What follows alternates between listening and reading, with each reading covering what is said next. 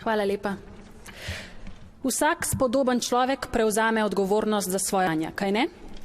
Če se ta izkažejo za nezakonita, pač prevzame odgovornost, odstopi. In kaj počne vodstvo RTV Slovenija? Generalni direktor Andrej Grah Whatmough je dokazano na sodišču nezakonito na položaju. Odstopil ne bo.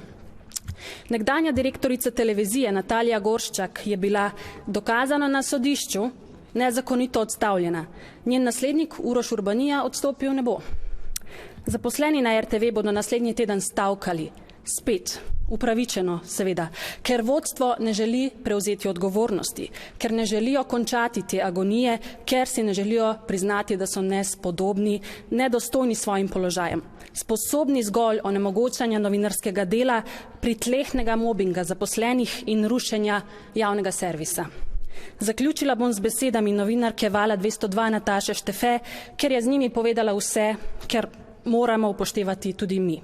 Navajam, ne potrebujemo sočutja, naj bo zakonito in po standardih ali pa naj zadnji, ne samo ugasne televizijo, ampak luč. Hvala.